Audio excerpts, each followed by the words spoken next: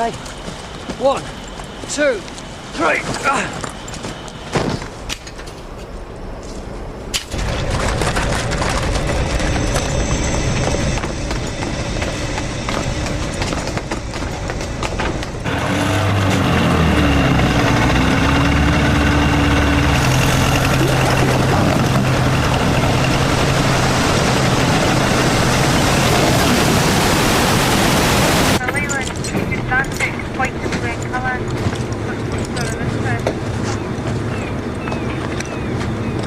You okay? Yeah, fine.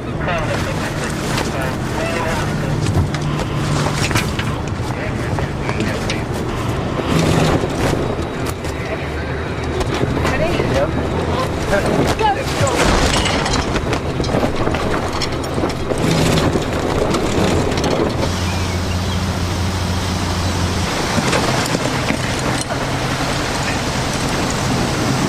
We're representatives of Manchester Students' Union and we're about to block your pipeline. I suggest you take the necessary precautions.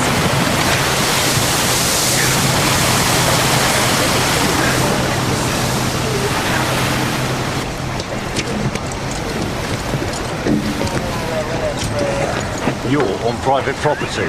The effluent that you're releasing into this water is completely destroying the marine life. Look, you'll have to leave, mate. Shit!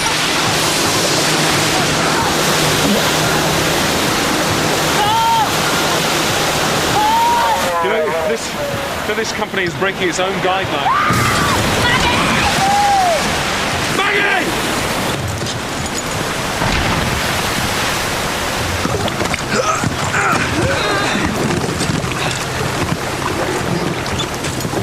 Get her onto her back.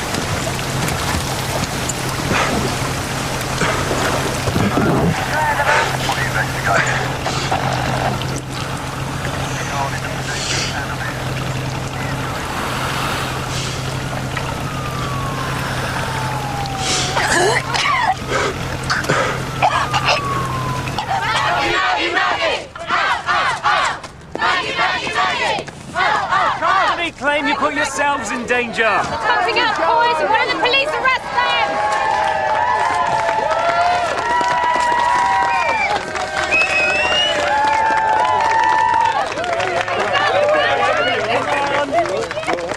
Come on. Give us a photo.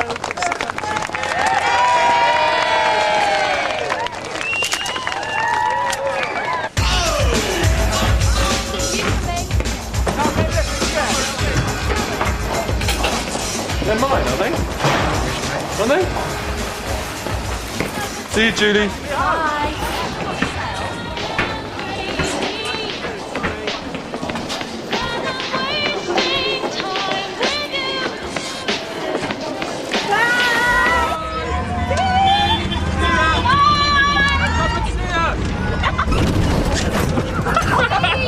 Stop the car, I'm driving!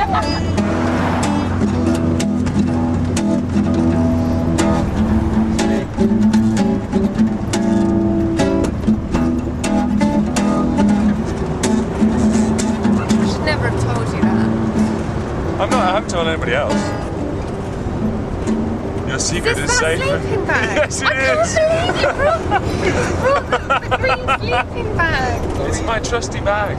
Yeah, very trusty. There's an underground station here. Yeah, but that's irrelevant. Highgate Station. Why is that irrelevant, It's totally irrelevant. I think the point is what the road is called, and I think it's called Archway Road. Cheeky. It is, Yeah, so but what it's did I say? Archway. It's strictly Archway. Go straight on. Get up! Get off! Please, just one. Just because. No, because you've eaten half of the box already. You're going to have to last us a week, you know.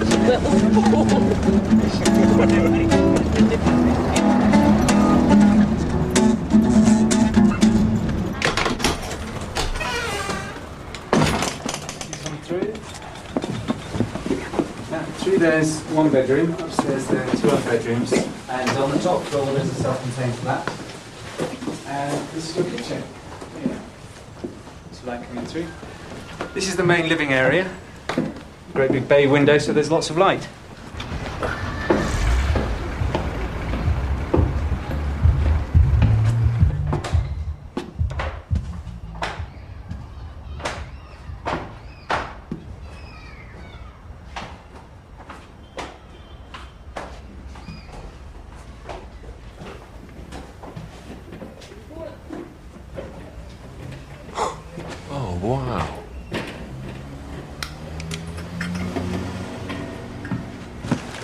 Get folding.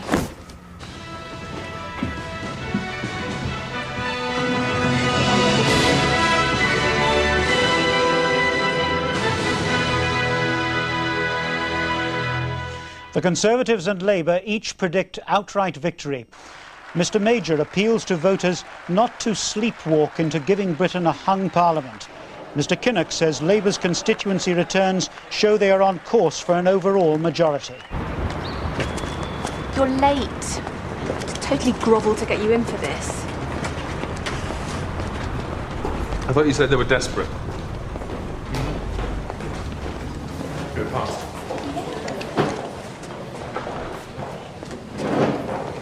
Is this where they did Blue Peter? Yes. Is it? Is it really? Wow.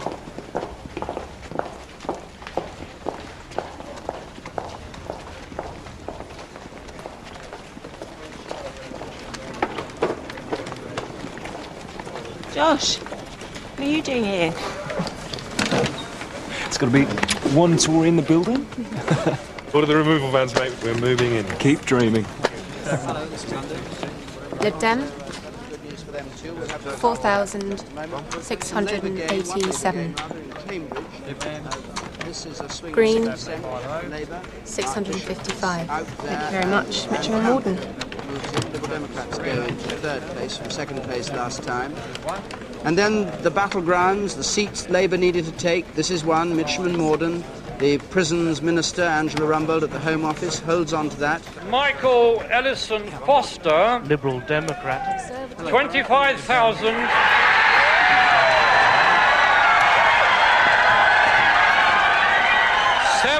Chris Patten has lost this seat. How's it looking?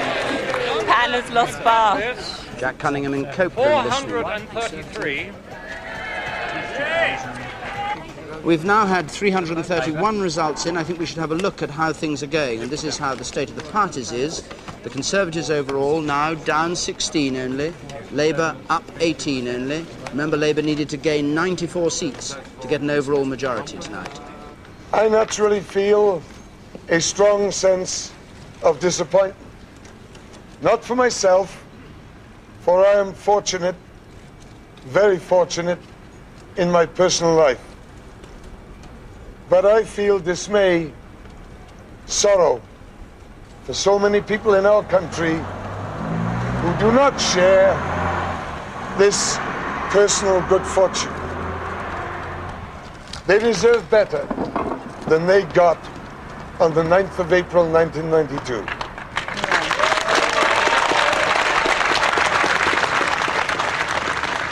This can't keep happening.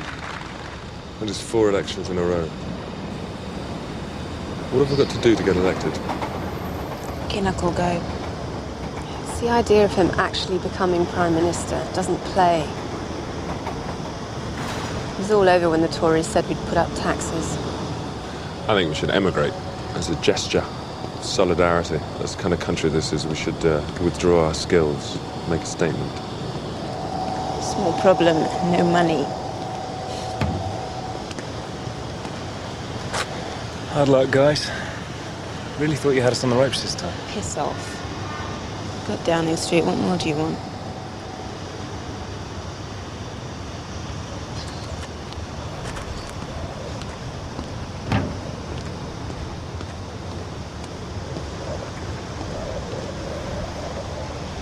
Mr. Smith, his wife and daughters went for a walk in the park this morning, accompanied by the serried ranks of Fleet Street's finest and several bemused tourists who may not actually have known who Mr. Smith is. He decorously fed the ducks, which could have been misconstrued, for his job is to break Labour's run of ducks in recent electoral innings. But then, Mr. Smith, being a Scotsman, may not understand cricketing metaphors. Out. I'm desperate, Paul.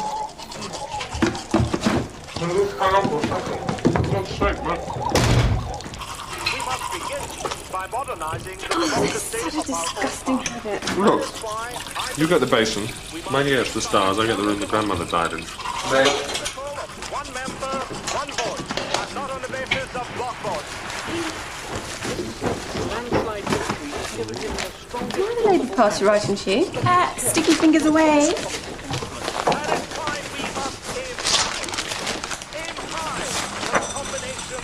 Press officer. Well, the party's got to change. I'm going to be in there doing my bit.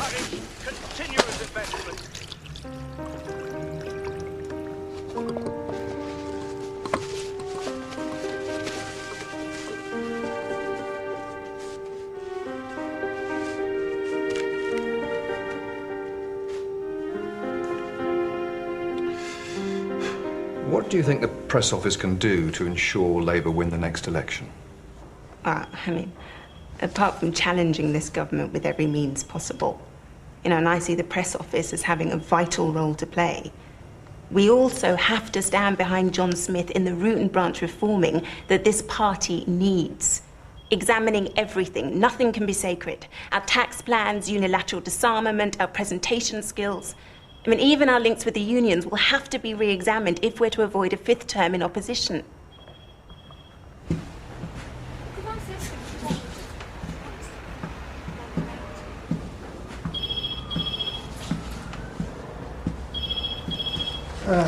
Paul Tibenham. We lost this last election because people believed what the Tories said about Labour and taxes. They didn't trust us. So I think the press office has a huge role to play in educating the public to believe that we can handle the economy. What about the party's relationship with the unions? Well, the unions have always had an important role in running the party. They are the reason it exists. I don't think that should change. That was my job, I found it, my chance to do something. I want to make a difference too. It was advertised. Oh, bollocks. You didn't see it, I saw it. That's silk.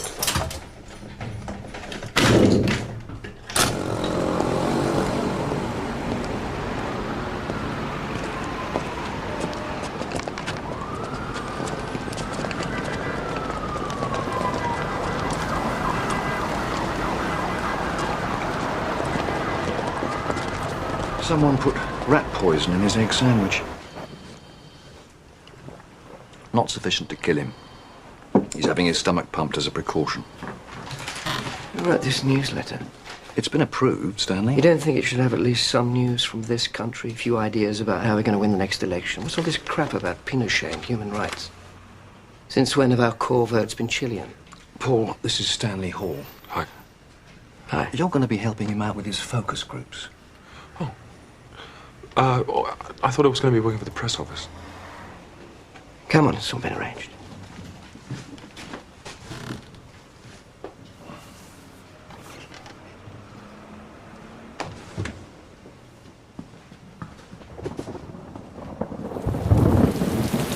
These are soft Tories who bought into the whole Thatcher revolution. Now it's unravelled for them, so they're potential switches. Oh. Do they know we're from Labour?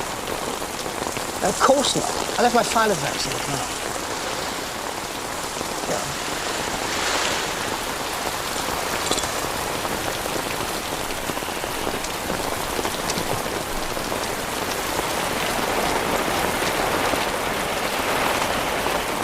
I'm a salesman, paint, commercial paint. See my order book fall by 36%. Well, work on commission. It's taken a real hammering.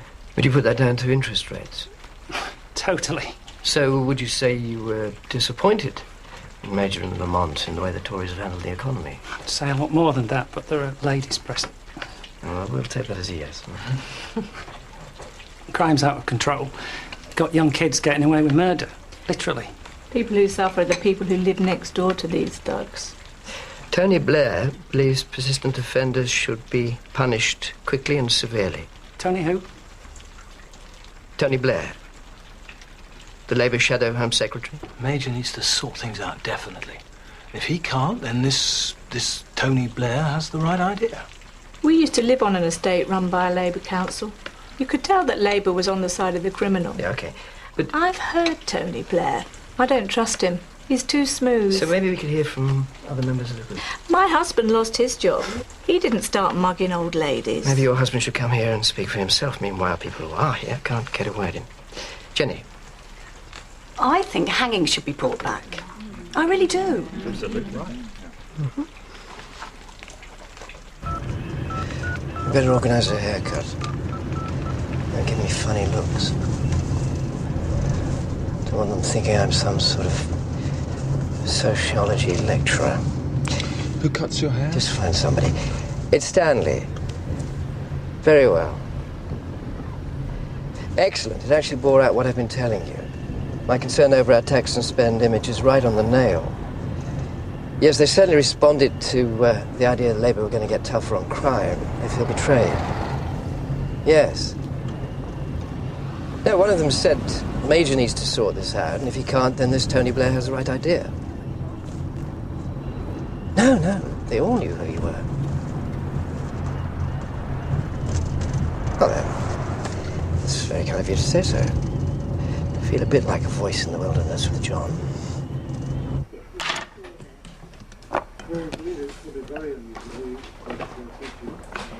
You always land on your feet, don't you? Well, sitting in a room listening to Tory defectors. Those people are truly frightening. Those women who would have been sitting beneath the guillotine counting the heads in the basket. I certainly wouldn't be much good with the Leafy Lane Brigade. If they feel betrayed by Major, then that's good for us. There are others more deserving of our time, Paul. Yeah, of course there are. And those are the people we'll look after when we get into power. But for now, we need to convince those soft Tories to vote Labour. Oh, God. Soft Tories. In the words make my skin crawl. Enough! It's got to be better than those night shifts last week. You know, you're right, I deserve better, but some of us have decided to get paying jobs. I can't help it if I'm too idealistic for a paying job. Trish and I are off. We're making kedgeree. Lovely. See ya. Sash, fash. It's a different girl every week. Anyway, it's a political act being on benefits. It means the government pays me to work for the opposition. As volunteers, we can pay your travel expenses. So long as you're not coming from Edinburgh.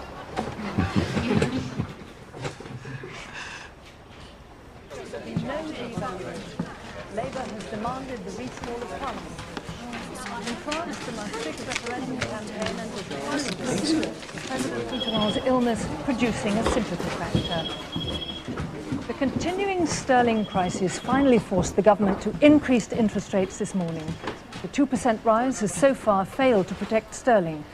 The building societies warn mortgages may rise by the weekend. The building industry says it's disastrous. The Chancellor, Norman Lamont, said he hoped interest rates would fall as soon as tensions eased. Jesus, how much is this Labour costing? leader John Smith said Billions. the rise showed the complete failure of Treasury policy and demanded Haven't we met recall of Parliament. the by-election in Wales? It was a dinner with Glenys. No, that wasn't me. I've just started. Paul Tippenham. I'm working with Stanley. Richard Loach. I'm part of Gordon's prawn cocktail offensive, finessing business into bed with Labour.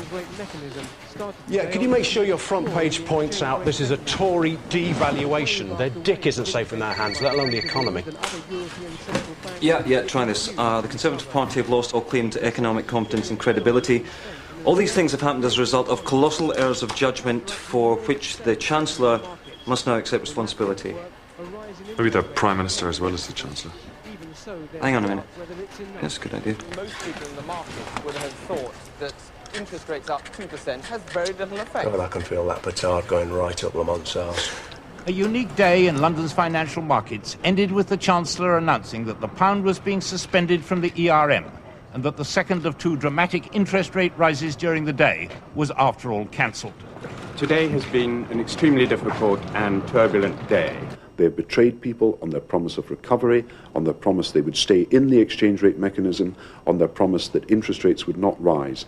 All these things have happened as a result of colossal errors of judgment for which the Prime Minister, as well as the Chancellor, must now accept responsibility.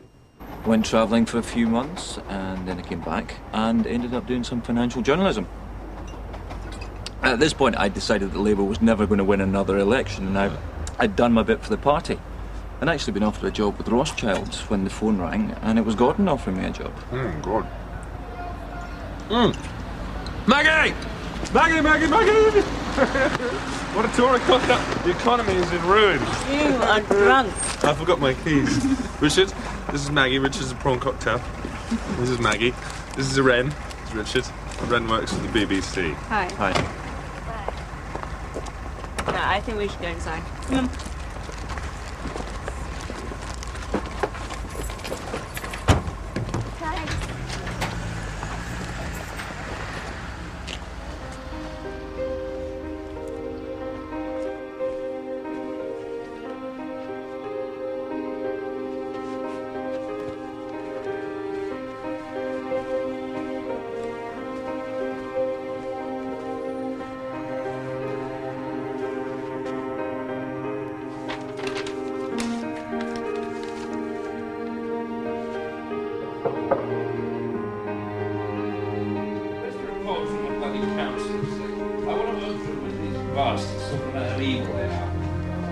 Bashing the underclass again, are we?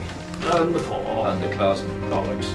These people are innately evil and they make other people's lives a misery. That is such shit. Don't be a Nazi, Neville. If I were a Nazi, these council estates and the rats that infest them would be the first to go. So the poor are rats now? I'm the only person in this room who knows what being poor is about. No bathroom, outside toilet. Sounds like that place I rented in Tuscany, full of rural charm. Thanks. Tell him we'll be right down. He's here. Yeah. Yep. Oh, come on, you want to listen to this? He and Brown have just come back from America eulogising about Clinton, so I'll start with that. Then Claire Short, then getting tough on crime. Is that a spending commitment? Let's have some substance. Touchy-feely brigade on board, the Harriet Harman. Is John Smith ready for Keynesian economics backed by the electric chair? You could give the idea to people in your own party that you want to become a much tougher, less socially aware party than in the past. I think the most important thing is that debate takes place in a sensible and mature atmosphere, and people don't end up thinking that, you know, anybody is suggesting that you can apply holus bolus solutions from one part of politics over in America to Britain, because nobody's actually saying that. Claire Short. How do you answer Claire Short's point, then, that what she sees in all of this is the continuation of a process, which... Project. A project is the word that she uses, which dates back to before the election, to the preparation of a new model Labour Party, a project which involves reshaping the party in a way that many left-wingers would no longer be happy to be part of. Well, I don't think that that is happening at all, and I think actually Claire herself was saying quite rightly that the Labour Party, of course, had to change and modernise the application of its principles, but it should not forfeit those principles or turn its back on those values at all, and I don't think that anyone is suggesting that. To your new job. And I thought we were arrogant.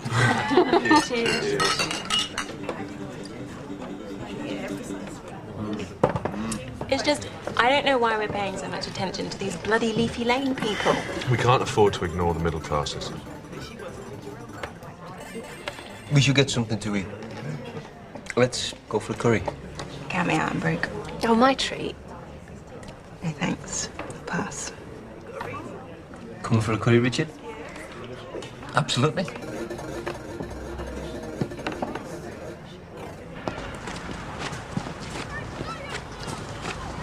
You don't have to babysit me. I'm not. Just not in the mood for a curry. Are you okay? They're attacking my son.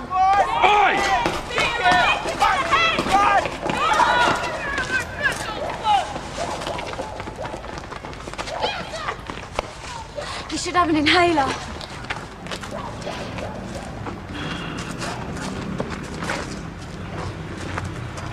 Here. He's got asthma. When he gets scared, his nose gets locked. Sweetheart. You're all right. I'll go and call an ambulance, shall I? Mom, they stole my phone. His dad gave him a mobile phone. Come on, let me get... You all right? Yeah? I had a mobile phone. And I left it on the roof of a car. And I had to ring my own number and go around and see the old lady who'd found it. I felt like a complete idiot.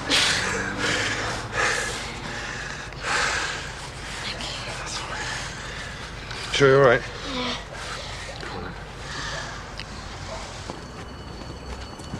You don't even have a mobile phone. I'd like one.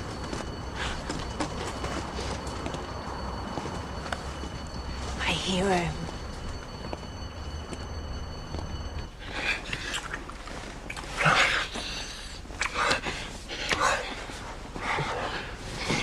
You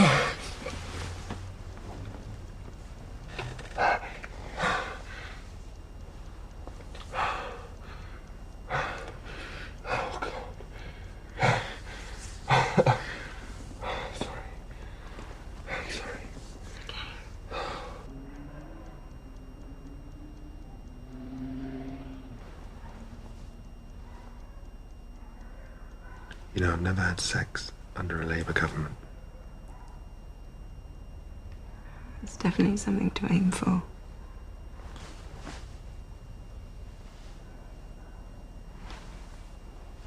Are you going to go back to your room?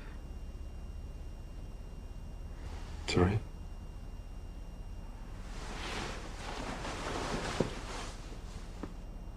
I think you should go back to your own bed.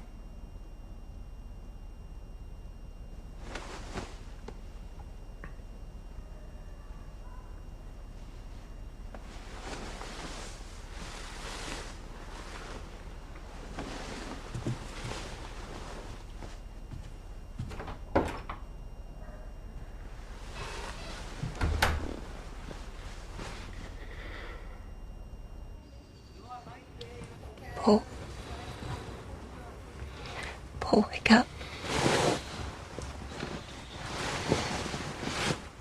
What? What's the matter? 8:05 this morning, Sir John Smith collapsed at his home in the Barbican, where immediate resuscitation was attempted. We believe he had a massive heart attack. An ambulance was called and arrived at 8:15. The ambulance arrived at St Bartholomew's Hospital at 8:40 a.m. Resuscitation attempts, which had commenced prior to arrival, were continued at Barts. Despite full medical attention to Mr. Smith, he was pronounced dead at 9:15. See you when I see We you. extend our sincere condolences to Mr. Smith's family.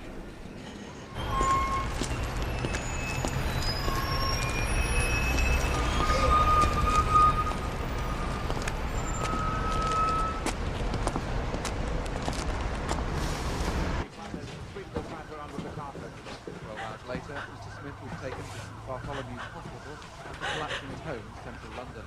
The announcement of his death was delayed for 90 minutes whilst one of his daughters was contacted. As news of Mr. Smith's death became known at Westminster, there was immense shock among MPs, colleagues, former colleagues, political opponents and friends. I'm distraught at the... Can't believe he's dead. No, terrible. John's and Terrible John's loss, death terrible was given shock. last night. Elizabeth and John and Maureen and I shared a glass of So, champagne together. the choice is either Blair or Brown. Bullying form, he made an excellent speech. What? And it is Isn't there a such deal? devastating Gordon's a senior. No, Gordon had his chance against Smith. He flunked it. Don't get hung up on the past. John Smith believed Newsnight was the most viewed programme on television. We were sleepwalking towards oblivion, now we're getting a second chance. Anyway, Gordon's soul is too dark. How's Gordon taking the loss? To devastate everyone who knew him. If there's anything we can do. Such, he had this extraordinary combination of strength and authority and humour and humanity. The death of Labour's leader, as his eulogist said, put politics into perspective. It also brought Westminster to the red sandstone Cluny Parish Church John Smith, a Christian socialist, had attended most Sundays over the past decade, for what was virtually a state funeral. The shadow cabinet, some of whom will soon be vying for the succession, were there. So were MPs of all faiths and parties, and Labour's former leaders. Oh my God.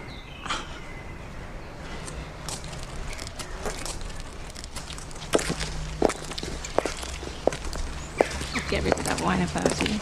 It's cost £4.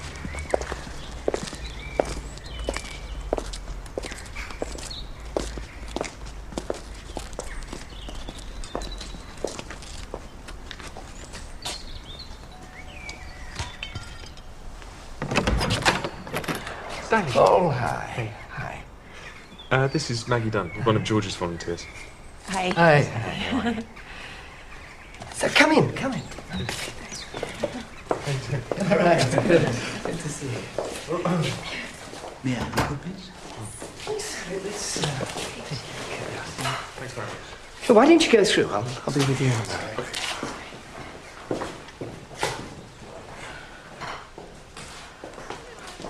Results of the election for leader of the Labour Party are as follows. For Margaret Beckett, 18.9%. For Tony Blair, 57%. For John Prescott, 24.1%. I therefore declare that Tony Blair is elected leader of the Labour Party. And from the new leader himself, a taste of the crusade that he'll wage to get Labour back into power after so many years of political impotence. We are part of a community of people. We do owe a duty to more than ourselves. We should help those.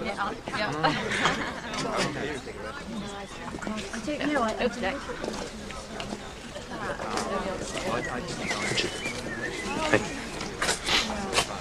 You pathetic bunch of public school boys. Gordon was grieving whilst you and your friends were busy stabbing him in the back. What friends? Gordon was baptised into this party and now you've handed it over to some carpetbagger. Well, you better know, we're not going to lie down and die. Pass that on to your cabal.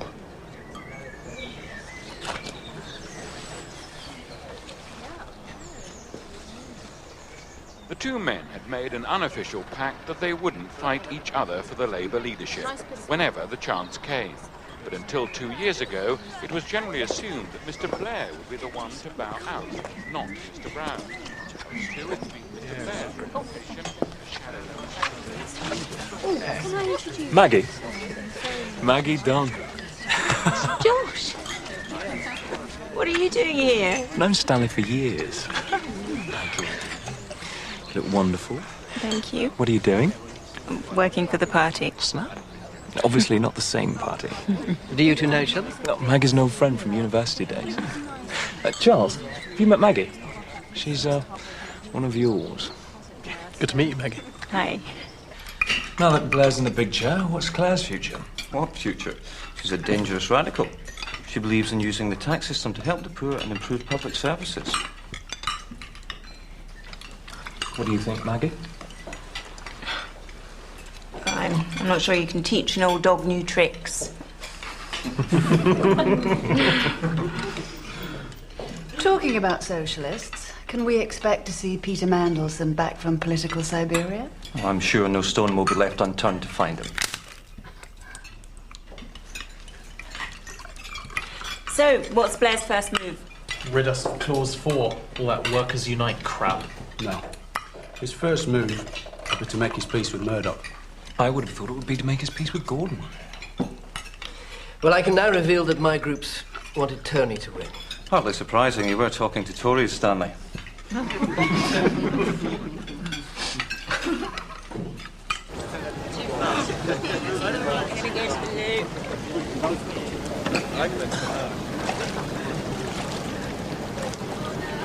Join us again.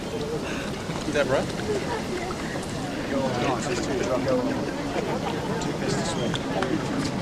Right. That was a cheap crack at Claire. It was a joke, Paul. What? What do you want? You want me to stand around like a spare part while you and Richard sort out your differences man to man?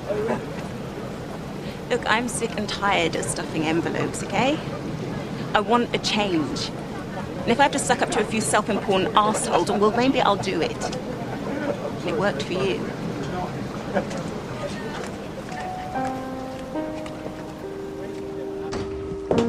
Morning, George.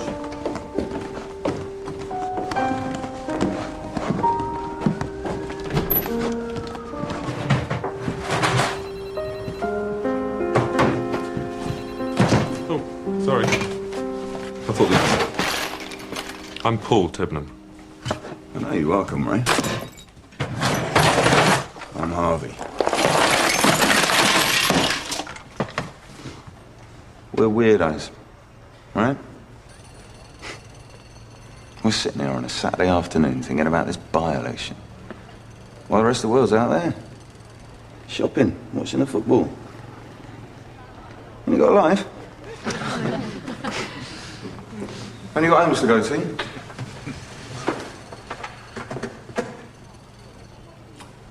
My hero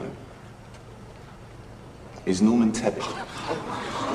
Not because of his policies, which I detest, but because he instinctively knows how to connect with voters. Not the 2% that watch Newsnight, but real people. People who have no interest in politics at all. He sold them Thatcher, for God's sake. We should respect that. If the Tories came knocking on your door, what could they say that would persuade you to vote for them? Nothing. Right. So forget converting the nation. There's 32% of the electorate that's always going to vote Tory, whatever bribes you offer them. Don't waste your time on them. Forget our 28%, they're voting for you already. You have got to carpet bomb the miserable 40% in the middle that read the Sun and the Mail. Yeah, it's just Tony Prendergast from the Daily Mail. You tell me what street your candidate's in this fine morning. Here we go. Pull up there.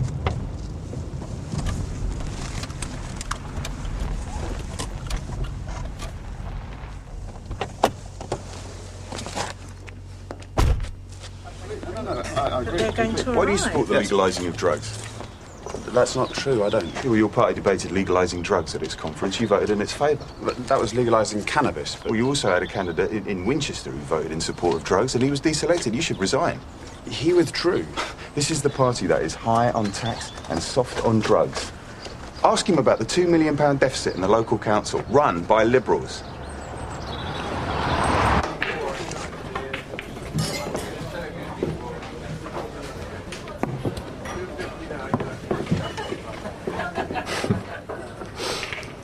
Enjoyed yourself? Yeah. He didn't really vote to legalise drugs, did he? It's a game, Paul. We have to win. Every Lib Dem vote is a wasted vote. You want to lose another election? No, of course not. So you're going to come work for me? I can't, I'm working with Stanley. The art of politics is knowing when to move on.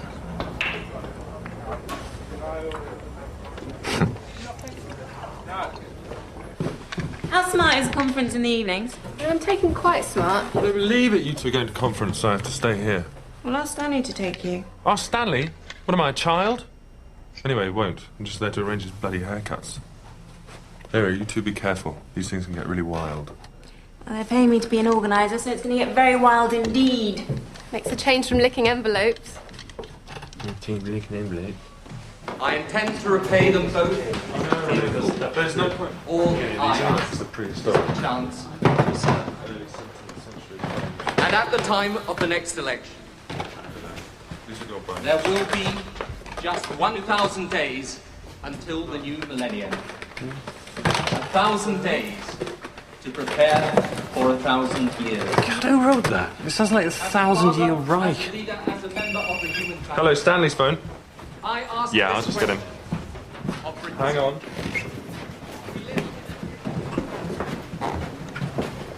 Julie. Julie fucking who? Julie, your wife.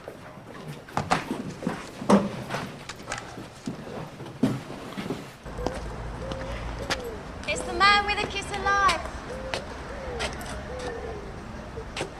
Hello. Hiya.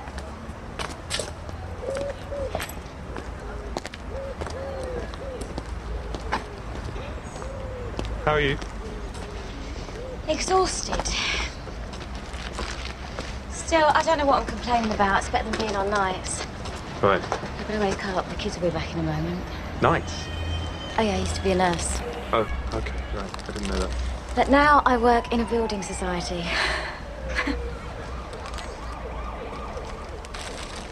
Got some flowers. They're from my ex-husband. Oh my God. Yeah, well, that's me. Never do things by half.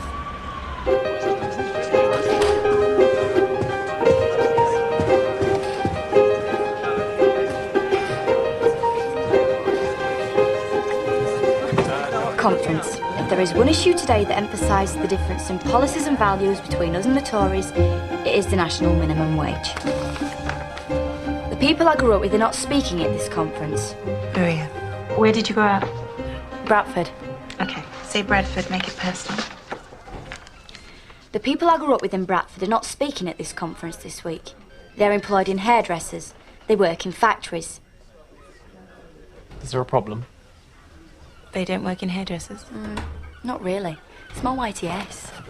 Not getting into New Deal, are you? No. No, we're sticking to our script. On you go. Maria. The people I grew up with in Bradford are not speaking at this conference this week. Has everyone talked to you about getting a cleaner? Hairdressers. We don't need a They cleaner. work in factories. They are working in fast food outlets. In Yorkshire, if you are one of the unlucky 130,000, you bring home £100 a week.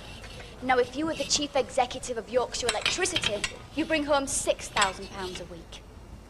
What my generation needs from a Labour government is the end to Tory poverty pay. Miss Maggie. Let us get back to what we do best. Represent the needs of ordinary working people. And that is what Labour are about.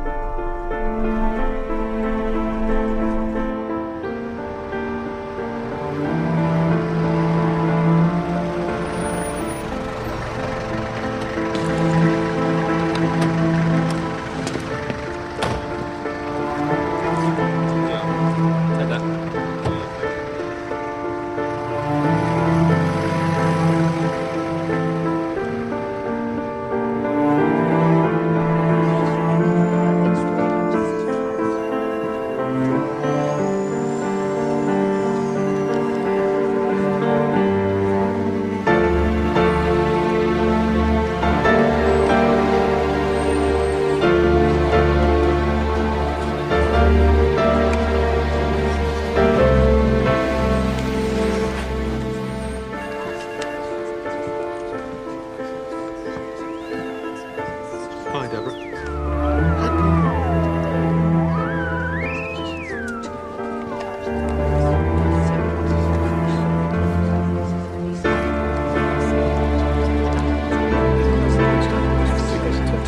Jenny Jones, we've got Stephen Twigg running against Porcello in Enfield, and Una King in Bethnal Green and Bow. Yeah. Is that office still open? Dump your stuff over there.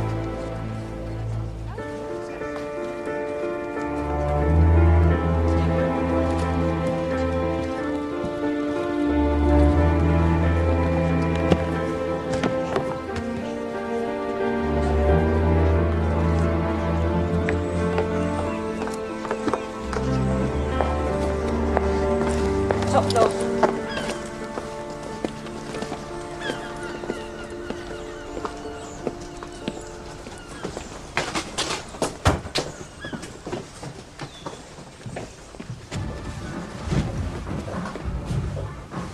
No, I've already been holding on. We have fax machines and computers and there's nowhere to plug them in. Well then, can I speak to the manager, please? There's only one power plug in the whole room. Hi. I need a dedicated line constantly open for my use 24 hours a day. This is the 20th century. You must have more than one line. Unbelievable.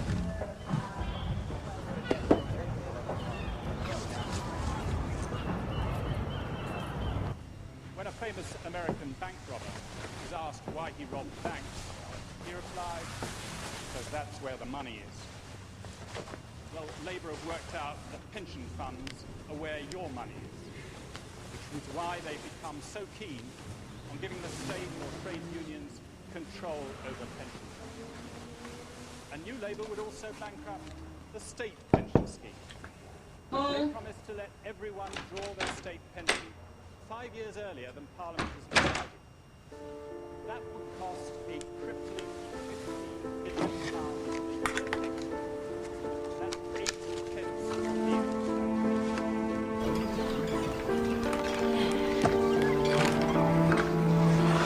It's like I've been parachuted in behind enemy lines.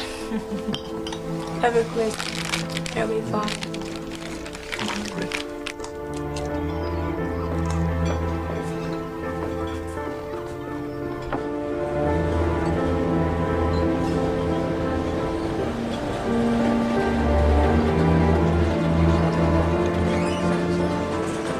Hi, Bournemouth Courier.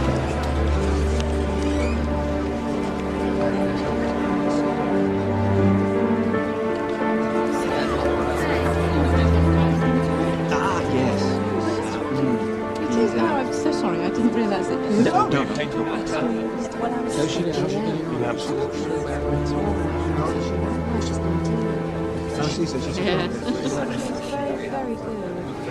I think it's perfectly odious. I heard you got the fire brigade to top up the swimming pool during the drought. I think you'll find that's just one of those urban myths. Not at all. I had it from an unimpeachable source. We share the same garden. Good garden. Bournemouth Courier. Go away. Or what? You'll call security. I suppose it might make a diary piece, if you can make it stand up. The Fire Brigade's union's quite right-wing. You might get lucky. He's not a minister for nothing, though. He knows how to protect himself. What if I track down the gardener? It's a much better story than that. Not that we'd ever be able to print it. He's having an affair. Anyway. The Tories are going to unveil this guy. Apparently, he's a defector from your party.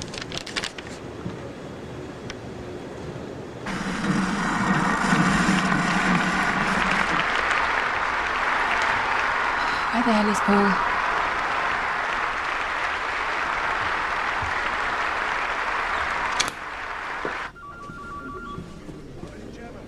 Gentlemen, I'm delighted to be on this platform to respond to an excellent debate. It's moved quite brilliantly by Thank you, ladies and gentlemen. If you take your seats, please. Thank you very much for turning up at short notice. I think I can promise it will be worth your while.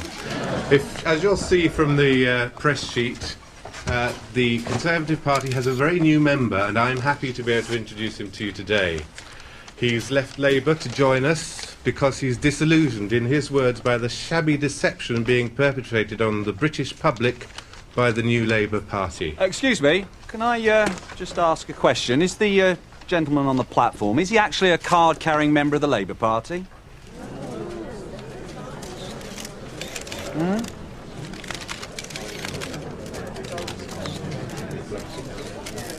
A feeling of confidence and a prosperous future. A sense of working in a successful enterprise economy. Last year in Blackpool, I tried my hand... Yeah, got those facts and page and numbers for you. Where have you been? Working. We've all been working, Paul. You know, this really pisses me off. You jump on board at the last minute and hijack everything. This is not a one-man operation. And lower inflation. You want me to throw those numbers away, then? Just hang on. Eat your heart out, Mystic Meg. All those things have happened. Oh, that's bollocks for a start. Sounds like a liquid lunch. Maggie. Shut up and listen. Real incomes in Britain have never been higher. Okay, here we go. Real incomes. Give me the numbers. Okay, the code is 01202. 01202. 58. 58. 77. 77. 77. 77. 01202. Who believes that the new Labour could have done better?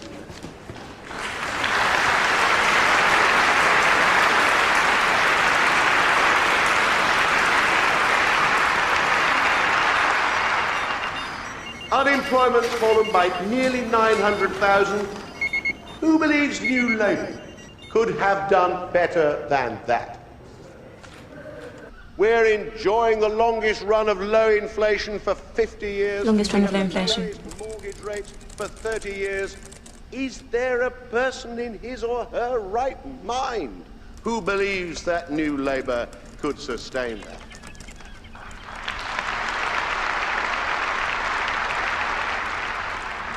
We meet today with the British economy in the best condition ever in our lifetime.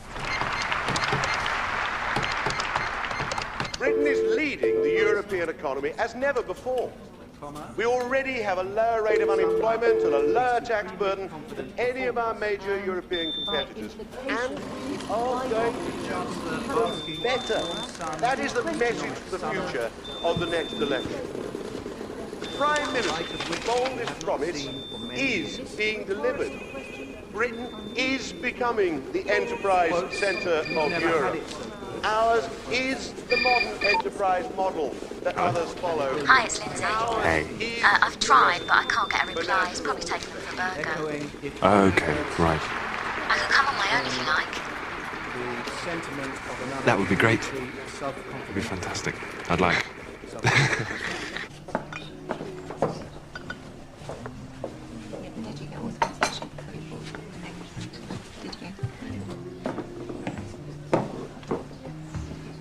Well done.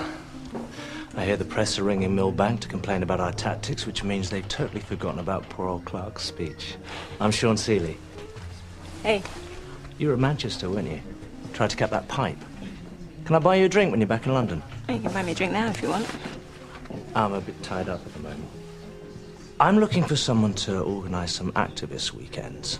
Party's full of dead wood. We need to find out who we can trust, put them under pressure, so you're still standing at the end. Are you interested? First time I saw you, you were completely pissed. Never. On your front steps. A bottle of champagne. I thought, whoa, wanker. Well, I lost my keys. Yeah, and it was 2 bottles, actually.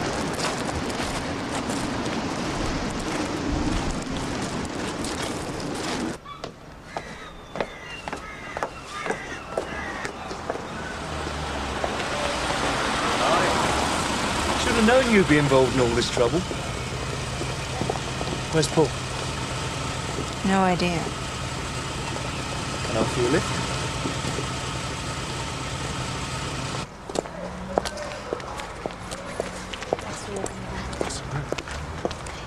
That's what I see. It's just this one.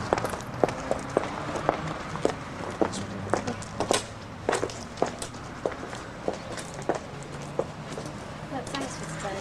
That's all right. That's okay. I'll see you. See you.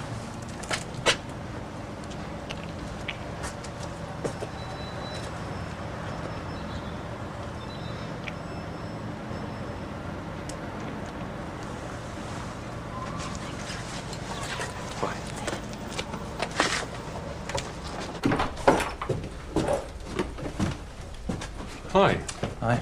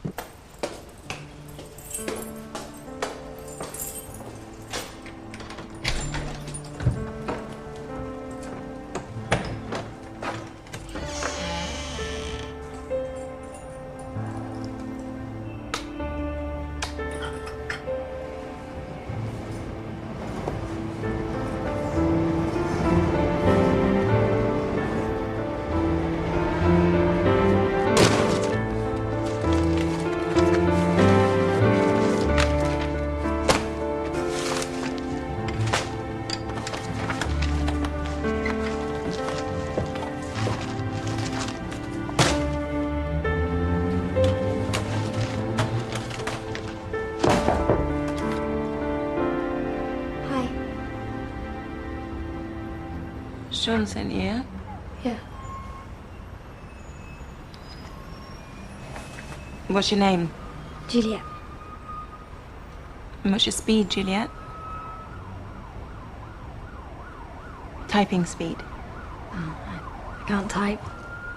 So her husband is a wealthy farmer. He's also a leading light in the constituency association. There's a couple of kids. Where'd you get all this? And they're definitely having an affair. Yeah. It's not just local tickets. No. And the best bit about it is, when her husband found out, he kicked her out of the family home. So she's living in some crappy bungalow somewhere. Of course, no one's going to print it. Oh, they'll print it. If we can get her to talk.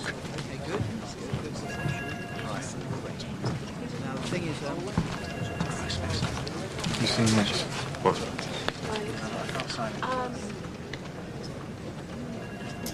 I was in this club with this really scary man. Sean rescued me. He smuggled me out of the club and let me stay at his flat. So I want to work in the fashion industry, and Sean says that he can help me. Well, that was nice of him. Look, the thing is, Juliet, if you're going to hang around the office, you've got to pull your weight. Is it true? Is it true you and Josh at Bournemouth? Is what true? He gave me a lift home. We went for dinner. Well, I hope it was worth it, because he just sold the dessert to the papers.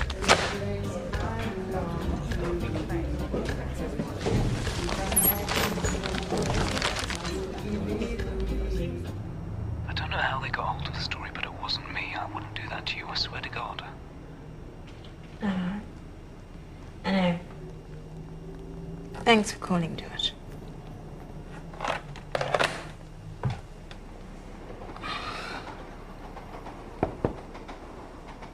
Don't suppose it looks good shagging a Tory. So, what's this work you want me to do then? Wow. Who owns this place? Some trade union.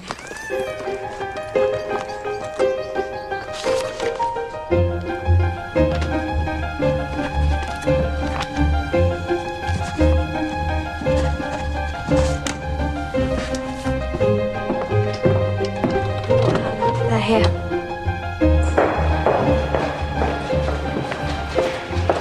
Stanley, thank you for coming.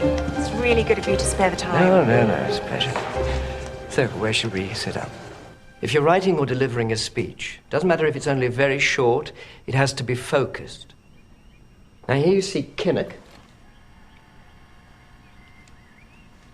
Getting going, but he rambles. There's no focus. Whereas Blair, it's just the way he stands. The eye contact. It instills confidence. It's what you say, though. I mean, Sheffield. Kinnock was an inspiration. He spoke from the heart. Blair? Oh, really? There's another point of view that believes that rally was a total fucking disaster and cost us the election. We're all right! We're all right! We're all right! We better get some talking done here, serious talking. Right. You're all members of the new Labour cabinet. But there's a crisis, and tough decisions will have to be made. Now, this exercise will help you understand how decisions which may seem superficially puzzling are reached.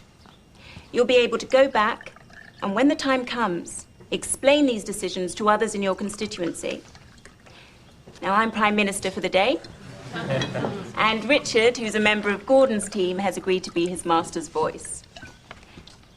One point worth remembering: some of you will lose your jobs if this crisis is not resolved quickly.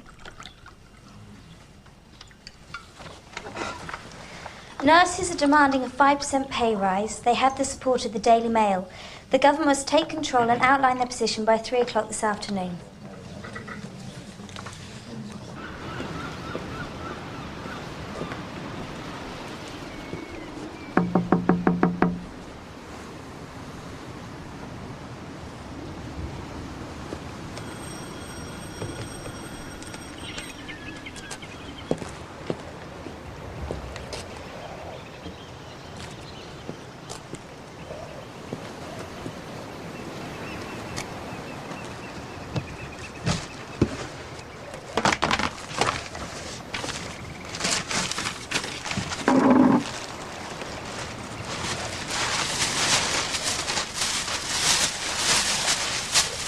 I cannot believe that Labour are going to get back into power, and the first thing we do is we refuse to give our hard-pressed nurses... And do exactly what our critics expect us to do. It's above inflation, and we are committing ourselves as a government to stick to Tory spending plans. But they're nurses. No, there are no exceptions. Where's this money coming from? We can't raise taxes. The party has to put someone up for the mid-morning news. You must agree a line. Secretary of State for Health. The Mail is saying that nurses are going to be worse paid under New Labour than under the Tories. Well, it's possible in the short term. If I go on the news and say that, I'll be crucified. If you go on the news and say that, you should be crucified. You don't say anything. The agreed line is we are sticking to Tory spending limits. Now, they had no plans to give the nurses this kind of pay rise. What if we redistribute more of the overall health service budget to the nurses? One of my pledges to the country is to cut NHS waiting lists. Yeah, OK, but in real life, we're not going to be following Tory spending plans. Yes, we are. Well, you put up income tax to fund the nurses' pay rise, and you can say goodbye to a second term. You freeze taxes and allow a bit of breastfeeding from the public over the nurses. Life goes on. Well, that's true. Or every government treats them like shit. They won't go on strike. Oh, for God's sake, listen to yourselves. We're supposed to be a Labour government.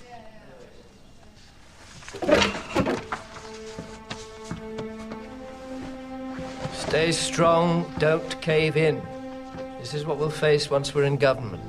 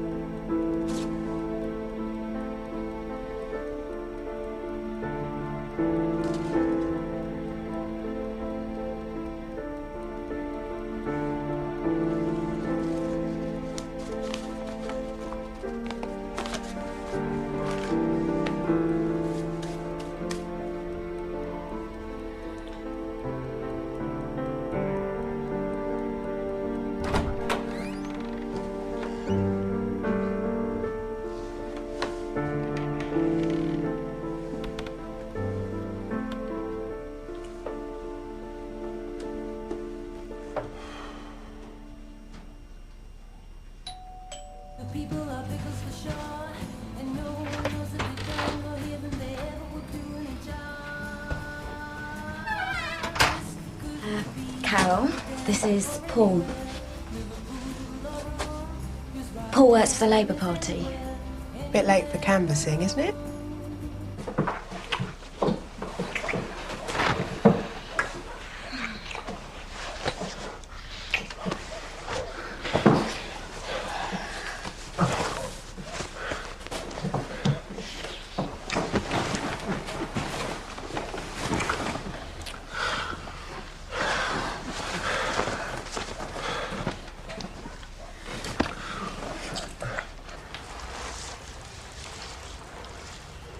Why don't you come and work at Millbank? We're going to need people for the election. I've already got a job. Well, you can get paid, so you could work whatever hours suited. You think I've got time to spare?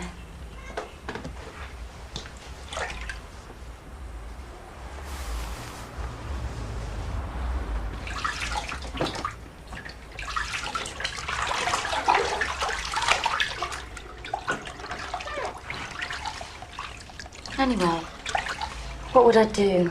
You've all been to university. You're all so clever. No. No. Some of us are very stupid.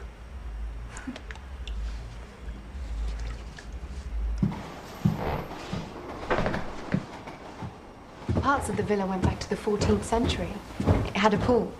You really need a pool, especially up in the hills. We should all go next summer. Drink Vino Nobile. Josh. Hi. Hi. Ah, just in time for coffee. Paul, this is Lizzie. Hello, Lizzie. Hi.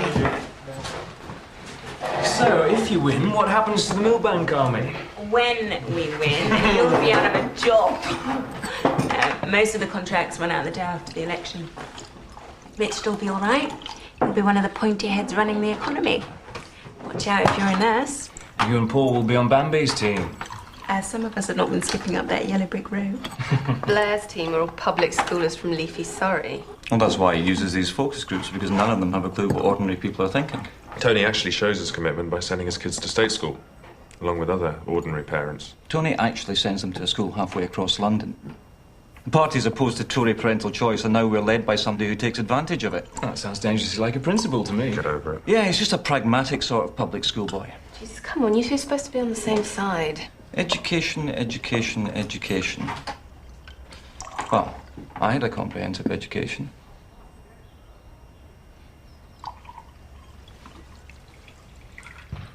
That was my parents' decision. I hated that school. Does it matter which school you went to? It's what you do with your life, isn't it? Yeah, I mean, look at us. We're all educated, but the hours we work, we're paid less than we get at McDonald's. McDonald's supplies a lot of valuable jobs. Don't worry, Alistair, he's definitely on message. Big Gordon McNo life. He called Richard at 4 o'clock this morning. Oh, you should try working for Gummer and Hogg. And Major. Major's our major problem. You know, I was interviewed by this terribly bright young girl, some, project. What was it? You were obviously just ogling her tits. Well, obviously. She wanted to know the negatives for both Tory and Labour, so I told her. Major's our major negative because he's seen as such a wimp. Jesus, that was brave, Josh. Where was she from? Oh, some school, Barnes High School. What was her name? Eminently shaggable. Claire. Claire, A-level student. Something or other.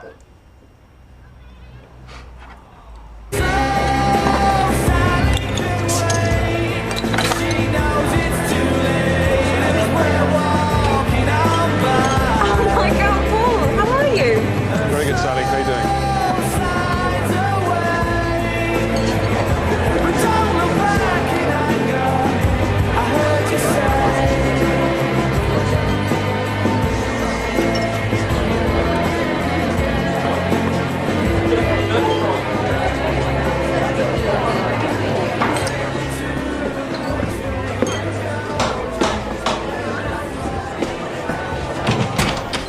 Hi, sorry to bother you. Are you Josh Salmon? Sorry, what? Are you Josh Salmon? No, I'm not. Well, look, is he in there?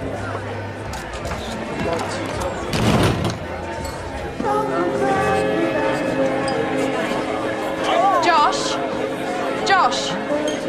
Sky News are looking for you. Mr. Salmon, I think you square your remarks about John Major with your role at Conservative Central Office. Excuse me! Mr. Salmon! Mr. Salmon! Get off! Come on, Maggie, let's just go. Was it you? He was drunk, Paul. He's a friend. How could you do that? Friend who sells his conquests to the papers. He didn't do it. He rang me up to apologise. And anyway, who said I had to be conquered? You remember 92, standing on the roof, saying we were never going to let this happen again, and Josh there, so smug, saying, tough luck, guys. He wasn't being a smug. He meant it. Well, I'm making sure we're never in that position again. Where was this mythical roof? Piss off. You weren't there. Calm down, Paul. It wasn't the road to Damascus. Well, it was for me! As far as I'm concerned, anything that damages the Tories is on limits. I don't know what's happening to you.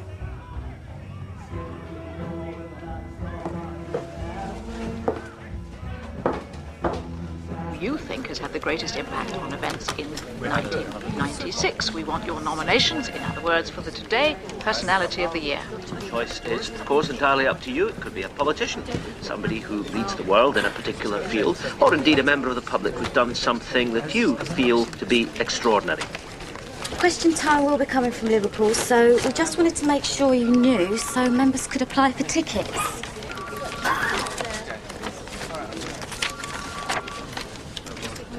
Oh, yeah. Yeah, that's great. Thanks a lot. Bye. To be honest, he's behaved like a complete bastard, and why should he walk away? Well, exactly, I think you're right. I would really rather not, because it was friends who were concerned and suggested I get in touch with you. Hope you don't mind. But if you could just persuade her to talk to us. We really are only interested in bringing the minister to account. The rest is absolutely private. Yeah, well, that would be... Thank you. I really appreciate that. Thank you. Bye.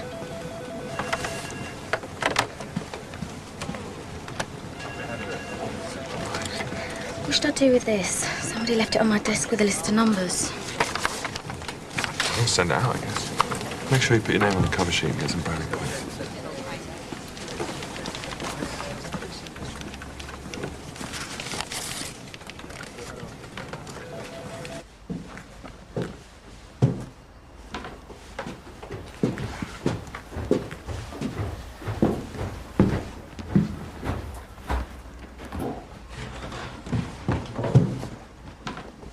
Where are you going? Harvey's asked me to stand as a Labour candidate. I've said yes. So you're too late if you want to steal that job from me. I don't want to steal your job. Which seat? Okay. Does Harvey know? Of course he knows. It's Harvey's way, isn't it?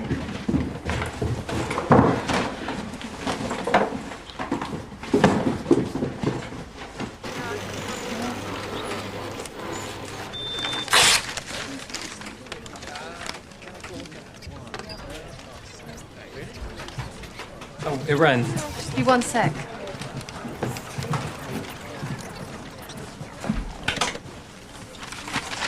Today received it this morning. They're releasing it to the press.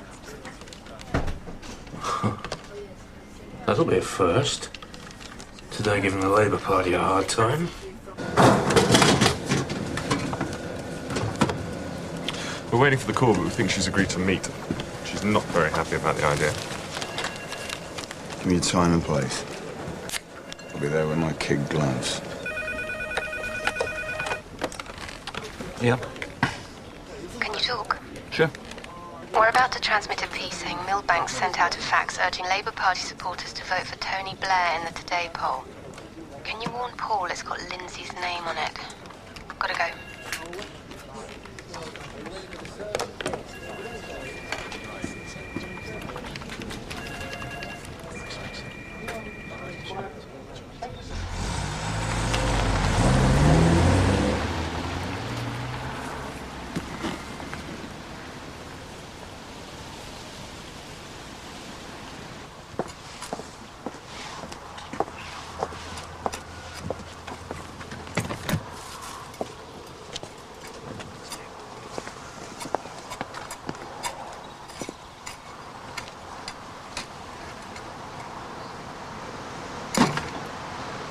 Hello, Dad. Where's your parachute? I'm not being parachuted in. According to Bob Farmer. And he's lived here man and boy.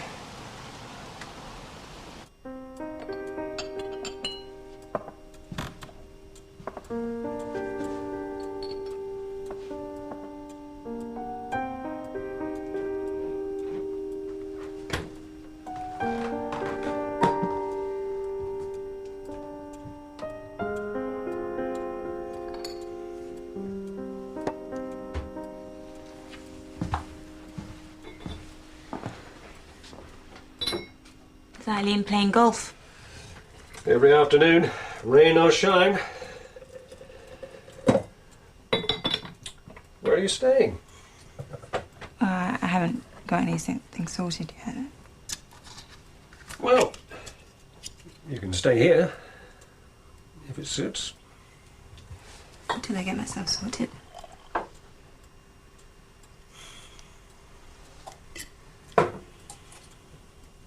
You all right, Dad?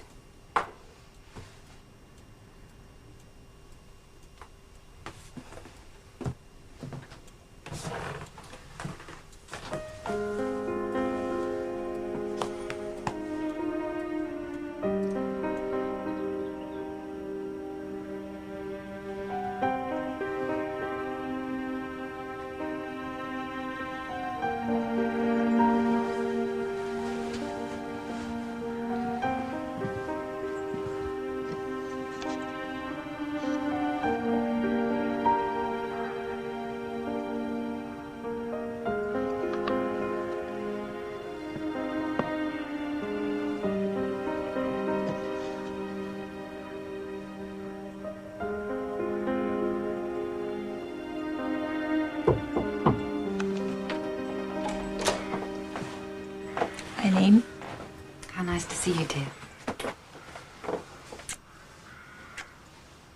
Monday a push, but Wednesday be better. I need to know in about half an hour, 20 minutes. Earlier today, it was announced that Tony Blair has been disqualified by the BBC from the Radio 4 Today programme's Personality of the Year ballot. The BBC have closed written nominations for Mr. Blair after the discovery of what is described as an organised attempt to distort the result of the competition in Mr. Blair's favour. Okay, how are we going to make this look good? There's no way it can be made to look good. We kill this story as quickly as possible. Party official acting without authority, trying to drum up support for Tony. The moment it came to our attention, it was stopped. Did Tony get nominated? No. Who sent the fax? Lindsay. She's a volunteer. Well, let's talk to her. She's gone home. She works for a building society. That's good. It's honest. Trustworthy. Well, we can send her away for a few days. She's got 2 kids. She can't just disappear. Fax was just lying on a desk. All she did was send it out. Our priority is to protect Tony. He has to stand above this. We can't have him looking like he needs to win some stupid popularity poll. You want somebody else to take care of this one? No. I'll talk to her. Good.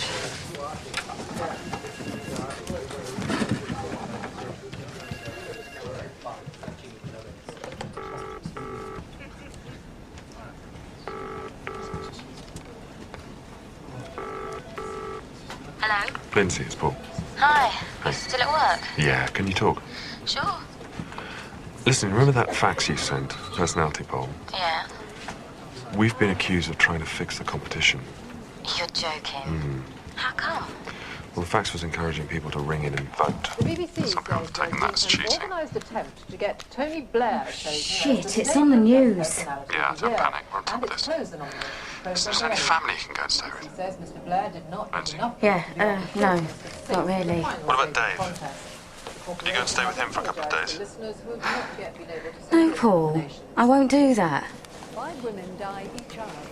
The Labour leader in Dublin tonight was distancing himself from any attempt to fix votes in his favour. Well, first of all, can I say I know absolutely nothing about this at all. As I understand it, it was a party official who was acting without authority. The moment it came to our attention, it was put a stop to. And you know, I think that, of course, these things should be done properly, but I have to say I knew absolutely nothing about it. This is it? Oh, wicked! It's like you're in witness protection.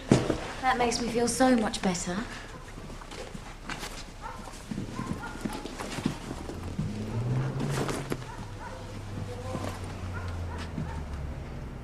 A memo was faxed to members of staff awful. which Look at my reminded hair. colleagues that nominations for the competition had opened and urged them to play their part.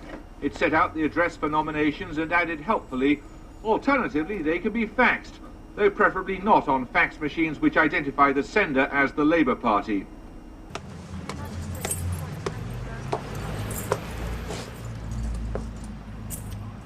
Coffee.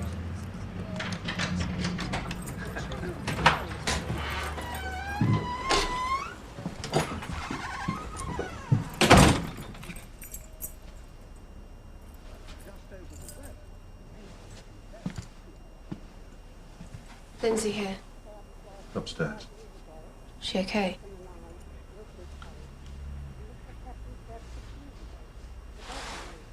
Jesus, this is a thanks. I went out on a limb for you.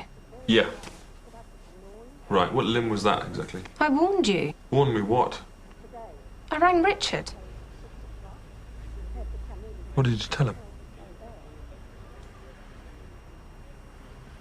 Oh, he fucked me. Fuck you. He didn't warn me. Jesus Christ. Our positions are getting really complicated.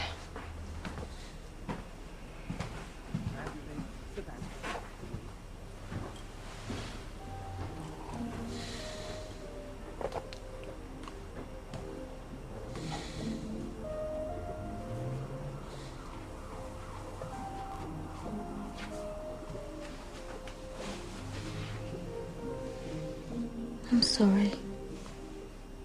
It's not your fault.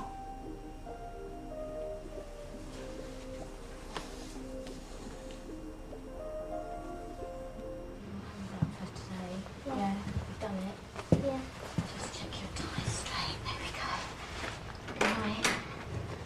Have you got your lunches? Yeah, got them. Choose some. Okay. Now, have you got your homework as well? Yeah. Okay. Be good. If there's any problems, you tell Andy, all right? Okay. Come on, kids. Bye. See you later. Bye.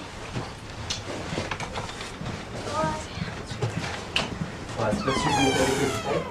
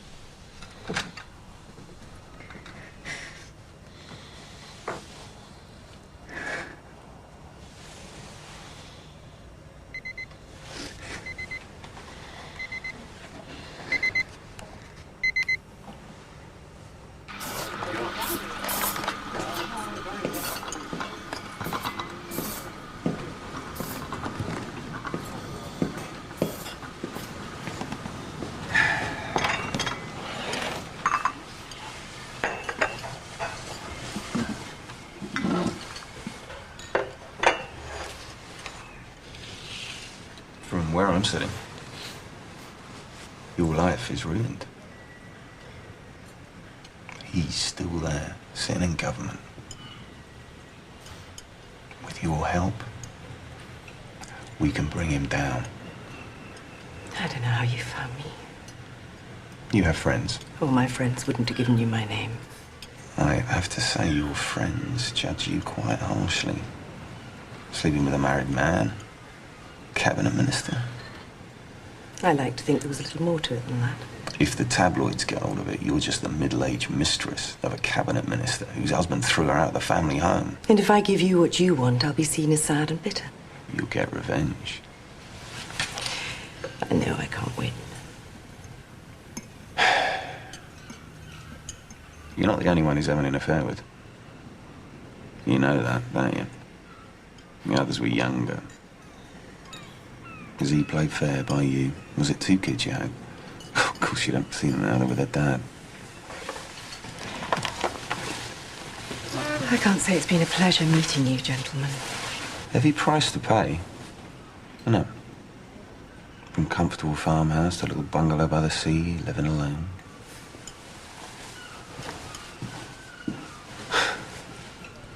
I knew we were sunk when she didn't touch her tea. I need some fresh air, I think. Good idea, bit of CM. Yeah. I'll come with you. No. You drink your tea.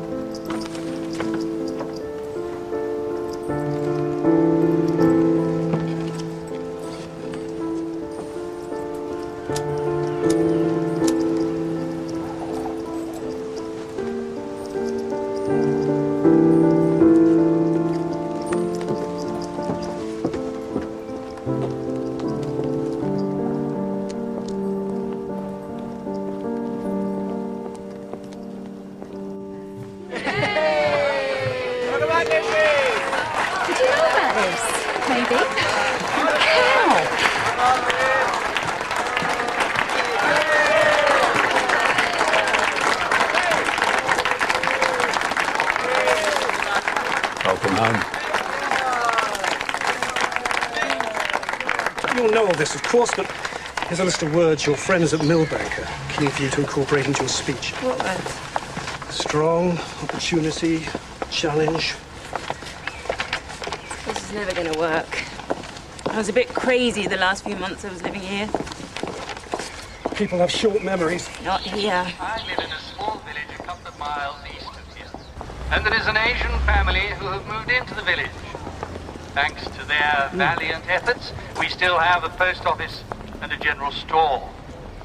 Rather than being a threat to the culture of my village, they're helping to keep it alive.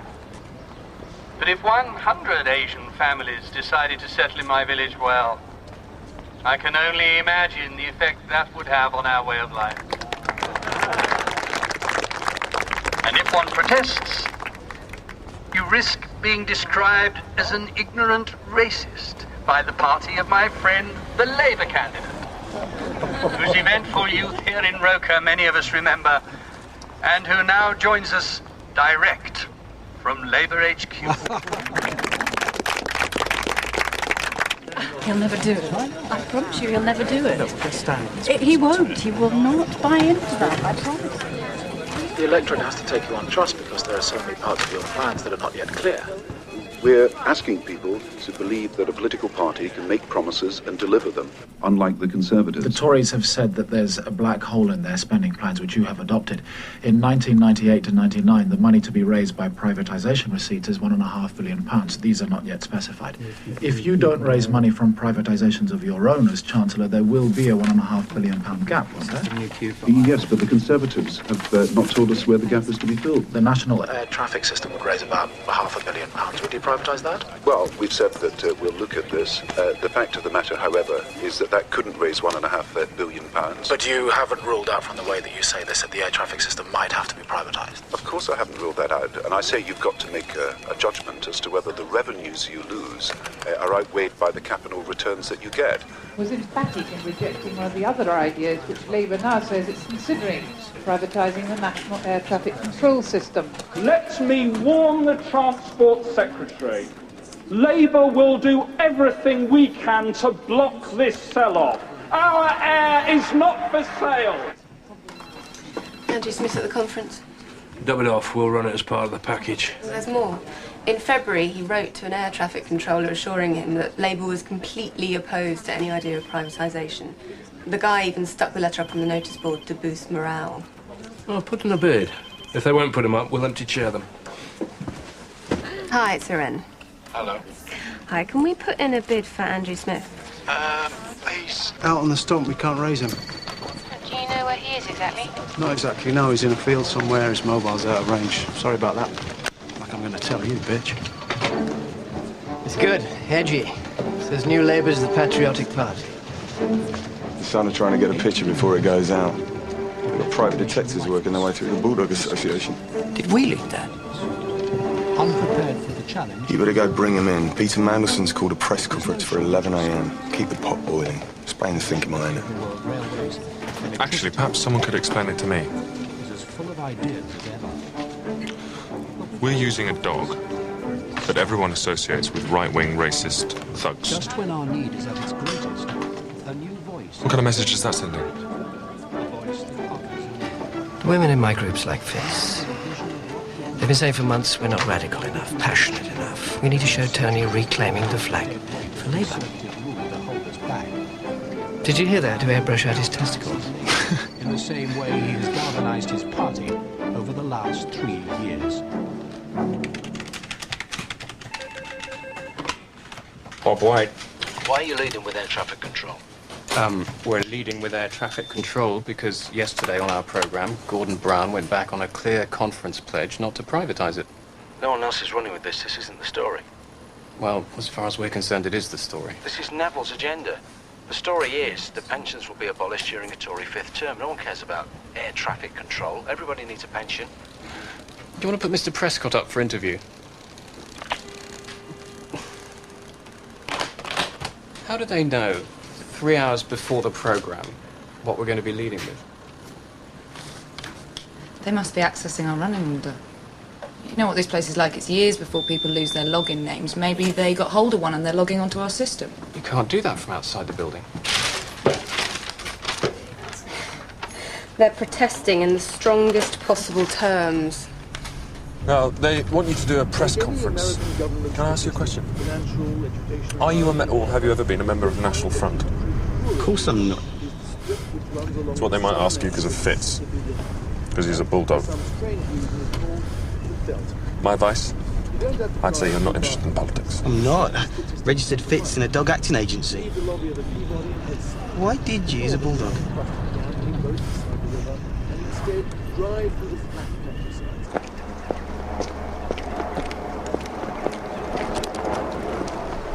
Andrew Smith, Iran Lloyd from the BBC.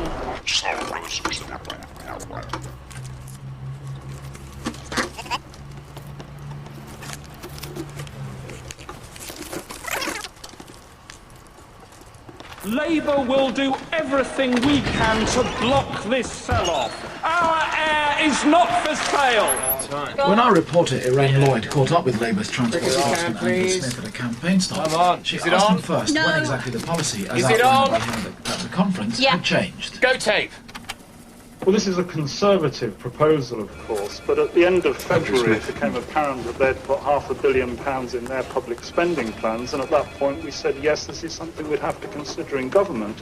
But of course, public safety must be paramount. But as late as February 5th, your team was still saying the policy had not changed. When were you told, and by whom, that the decision had been made and that the policy had indeed shifted? Look, all of the shadow cabinet colleagues were in touch with each other all the time on matters of mutual interest, and of course I spoke with them. Have you any black friends, Luke? I'm not a member of the BNP. Look this way. I'm not, no. I'm tracking. What am I tracking? It's just a pet. For racist parties, Luke. Luke. Racist parties, are you BNP? One more. National Front March. John Prescott has just said on ITN there's no policy of directly wanting to privatise anything. Well, I did hear this interview, and for those of our listeners who didn't hear this, what he actually said was Labour has no plans to privatise anything. No. This is open warfare between John Prescott and Tony Blair, because what Tony Blair has been forced to try and do in the few days of this campaign is to say that the £12 billion gaping black hole in their finances can be met by privatisation. There's a one clinching point. Why did John Prescott refuse to come on this programme? He was in the BBC studios and he's run away. This is a disaster. That they dare not We've completely lost control of the presentation. Now you people need to get on top of your job! Because their policies collapse at once. Now, you said you're going to come back onto this air traffic control We thing. want an on-air apology now. There is no disagreement over policy. We demand you put this right on air now. Tony Blair No, sorry, that's not going to happen. Immediately. Statement going out. Nice programme today. Can you not leave dirty towels in the bed? It's not dirty. Well, it's wet. And while we're talking about the programme, why have you got people at Millbank logging onto bases to get our running order? That's rubbish. Oh, is it? Is it? So are you telepathic? Otherwise, how come I'm talking to people at Millbank who know what we're leading with 3 hours before the programme goes on the air? Well, it's not difficult to work out, is it? We know it's going to be anti-Labour. Neville can't wait to get our heads on a plate. Everyone knows he's a Tory. That is a fucking lie. How dare you? Andrew Smith says our air's not for sale. Gordon says he wants to privatise it. He's breaking a conference pledge, Richard. What do you expect us to do? Ignore it? You have a public responsibility to be questioned, yet you're quite happy to put up an empty chair. Jesus, if you're like this now, what are you going to be like when you're in power? And carry on like this, you might not be there to find out. You could find yourself in permanent exile. The hell do you mean by that? What do you mean by that, Richard? I've had enough of this. Then get out.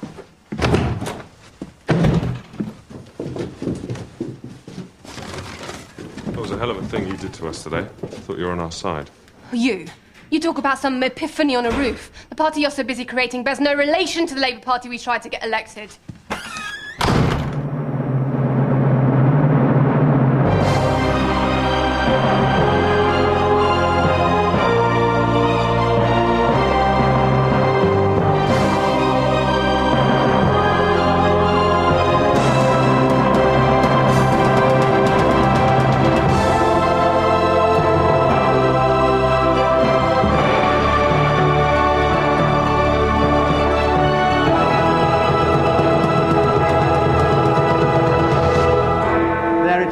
And we say Tony Blair is to be Prime Minister and a landslide is likely. And reaction from Sedgefield already down there on the right in the Labour Club, all applauding there, Conservative Party headquarters, rather more sombre scenes. So here are the details. Tony Blair to be Prime Minister, and this is why. Labour, 47%. The Conservatives, 29% according to our exit poll. And this is the swing, the key figure we're waiting for, an 11% swing from Conservative to Labour, and that broadly confirms what our exit poll was telling us. We're in line for a Labour landslide. This is the first of the election. 18 years of Conservative rule are going to come to an end. War room. We sat there, we watched telly for months. That's all we did. How we did. Rapid rebuttal. That's where we got them. Let's push this boat out, mate. Yes, we will. Hey there. I know. I see that. Right. One nation politics. Don't be long. I won't. Now on, Britain will be governed in the interests of all its citizens and not just in the interests of the fortunate. This result has set Britain on course for a brighter future. We will look back on May the 1st, 1997, as the day education became Britain's first priority, as the day we started a real attack on unemployment, and as the day the NHS was saved.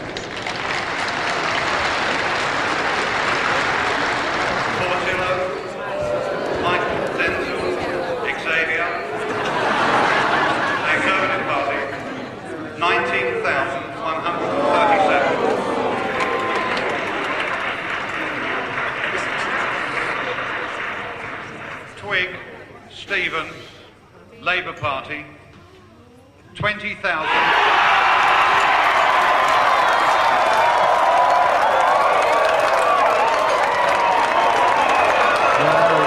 Look at the face of Gillian Shepherd listening to these results coming through, watching the screen, and John Redwood welcoming him. Michael Peterlow has lost the seat. Labour celebrates at the Festival Hall. This is a fantastic opportunity that the voters of Roker have given me. It is a tremendous challenge, but I can promise you, we have been elected as New Labour, and we will govern as New Labour.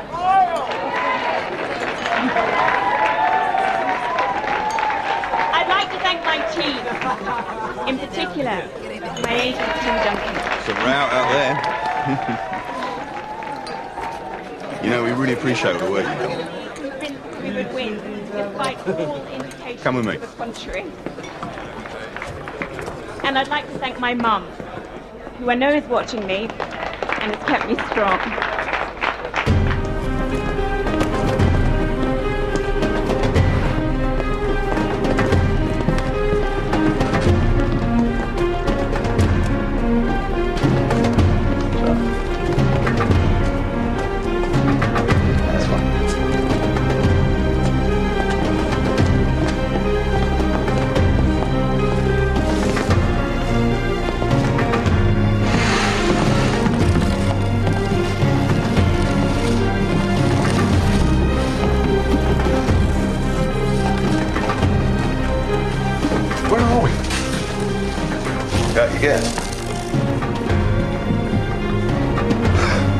This is the nearest the English get to a revolution.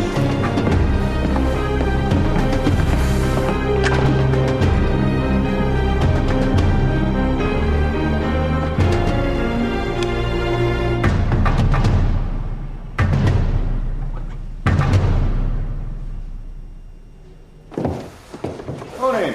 Peter, I'm sorry I interrupted you at the end of an era. I don't even think it's in the circus, but here we go anyway. Here's the statuary in 1979 meeting Bruce Callaghan, beginning the 18 years of Conservative rule. She did it again, remember, with that huge majority of 144 in 83. Rifkin, go on. Tillo. Basildon falls on a 15% swing. We're looking at a Labour majority of over 160 seats. What do we do now with one? Election of 1992, the last one, with a We're going to transform this country. That's all changed. The era of Conservative rule is over. There's Mr. Blair with the most convincing majority. 187, a record Labour majority. Any other majority in the war. He's got a larger lead over the Conservatives than any Labour Party had before. And the Tories are way down there with the first share of the vote since 1833. It's a staggering Labour victory and the end of an era of British history. Thank you very much, Peter. Well, there's the result.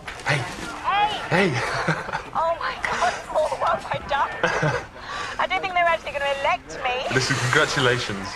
I wish you were here to celebrate with me. I'm losing my voice now. Listen, you'll never guess where I am. What? Guess where I am. This is a terrible line, but they won't let me out. I'm in Downing Street.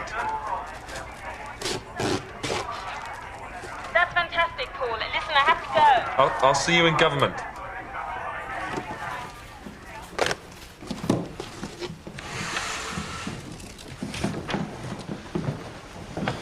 You can see here what a personal triumph this is for Tony Blair, and is going to Hard be luck. treated as a personal triumph for Tony Blair by the party. Everybody said that if he wins, he'll have no problem, because even those who were dubious about the way that he was controlling the party will give him the credit for the victory if they really win, and they've won so handsomely that the whole party for the moment is likely to be bound up in the victory.